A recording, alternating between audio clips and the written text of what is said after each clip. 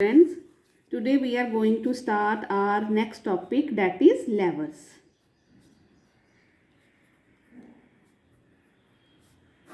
What is it, beta?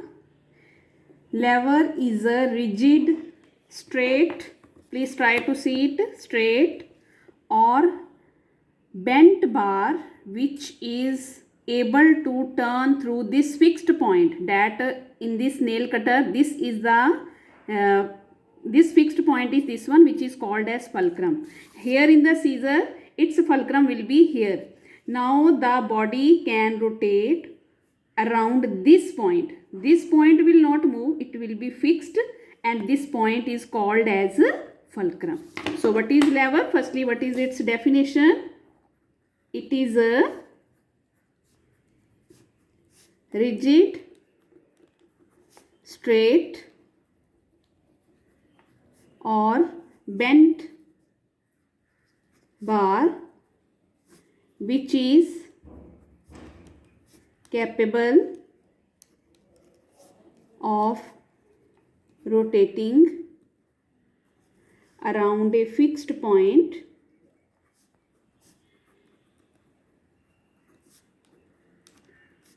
called fulcrum.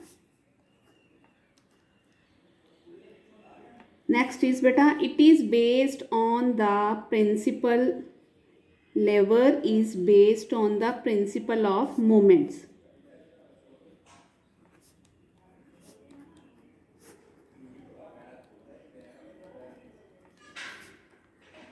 In the first chapter you have read what is principle of moments. Suppose that this is a lever, its fulcrum is in the center, this is beta load or this is effort, one side load and one side effort we have to put. So what will happen? The load will show the moment like that and effort will show the moment like that. Load will show clockwise moment, effort will show anti-clockwise moment. If we will apply effort here, load here, then effort will show clockwise moment and load will show anti-clockwise moment. So according to this diagram, we will write down clockwise moment,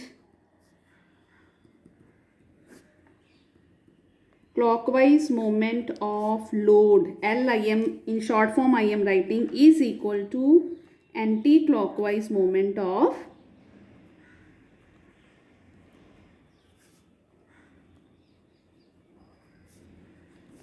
effort. Now beta, according to the principle of moments, what is the formula of moment of force? Moment of force is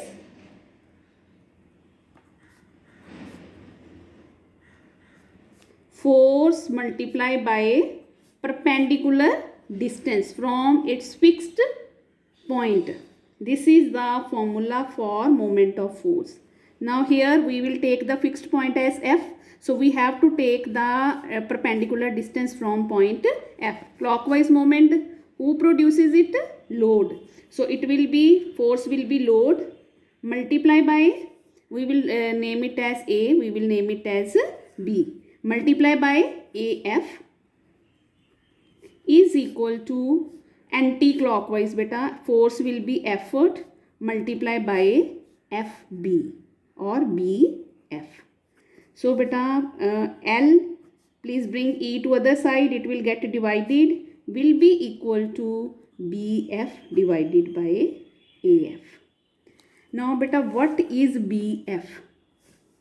BF is equal to effort arm. Now what is effort arm? The distance from fulcrum to effort is called effort arm. And the distance from fulcrum to load, it is called as load arm. So AF is equal to load arm. So L over E, we are knowing what is it? Mechanical advantage. Mechanical advantage is equal to effort arm divided by load arm. So this is the second formula for mechanical advantage. First formula was load divided by effort. Second formula is effort arm divided by load arm. So according to the statement, if it will be given in centimeters or meters. If load and effort are given, it will be given in kgfs or newtons. So according to that, you have to use the formula. Then after that, beta, we have to discuss the three types of levers. There are three kinds of lever. There are three kinds of lever. That is class first, class second, and class third. One by one we will discuss. Now firstly we are going to discuss class first. Hanji beta, please remember the word FLE. In the case of levers, remember FLE. F means fulcrum, L means load, E means effort. So in the class first, in all the three levers, these three things will be given. But in class first, F will be in the middle. In class second, L will be in the middle. And in class third, effort will be in the middle. Now we are discussing about the class first. So always fulcrum will be in the middle. One side will be effort and one side will be load. And beta, we are knowing this is effort arm and this is load arm. And in this class of lever, suppose that fulcrum is shifted towards the effort, then what will happen? If fulcrum is lying here and here it is load, now you see load arm will become longer, effort arm will become shorter. In the same way, if fulcrum is shifting towards the load, then beta effort arm will be bigger and load arm will be shorter. So mechanical advantage may be equal to 1 here because this effort arm and load arm are equal. Mechanical advantage, now here effort arm is shorter, load arm is longer. Load arm is longer, effort arm is shorter. See the mechanical advantage beta. Numerator is smaller one, denominator is bigger one. So mechanical advantage will be less than 1. And in the third diagram, this is effort arm and this is a load arm. Now you see effort arm is longer, load arm is shorter. So mechanical advantage will become greater than 1. So class first lever may have all the three values equal to 1, less than 1 or equal to 1. It depends upon the position of fulcrum. Now beta, mechanical advantage will be equal to 1. You have seen in the playground seesaw. I think everybody has seen in the middle fulcrum is there and at the other sides two persons have to sit. In that case, if equal weights are there on both the sides, mechanical advantage will always be equal to 1. Second case beta, mechanical advantage less than 1. That one we can take the example of scissor. You see this is fulcrum and here beta we are applying the effort and here we are keeping the load, means paper or cloth. So you see effort arm will be shorter one and load arm will be longer one. So in this case, what will happen? The mechanical advantage will be less than 1. So it will act as a speed multiplier. Here I have given you the example of seesaw. Then beta, mechanical advantage greater than 1.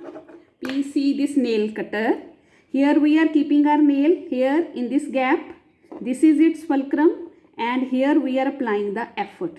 So effort arm is bigger than load arm. So what will happen? Mechanical advantage will be greater than 1. Example, we can take nail cutter and beta, when mechanical advantage is greater than 1, always it act as a force multiplier. Force multiplier means when we have to apply small effort to overcome the heavy load. After that, bache, we are going to discuss the class second.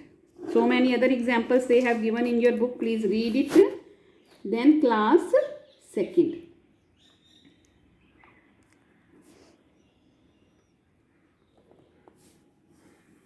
In the class second level, beta, I told you FLE word you have to remember. It means load should be in the center.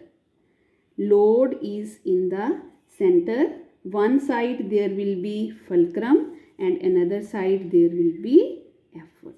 Always remember, load has to act in the downward direction. Load means weight.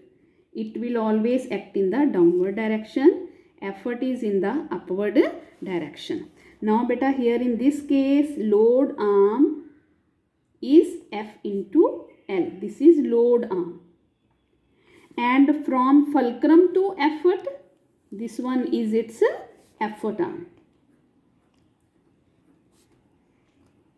So in class second level, mechanical advantage is effort arm divided by load arm. But EF is always bigger, LF is always smaller. So mechanical advantage will be greater than 1. So always it will act as a force multiplier. It will always act as force multiplier. But you can see this one. This is a bottle opener. Here we are applying effort. This is its fulcrum, and here we are keeping the lid, whose the bottle's lid that we want to open. So this one will be load. This one will be fulcrum. This one will be effort. So load will be in the center. So this bottle opener, it will always act as a force multiplier. Then next is class third. Class third level.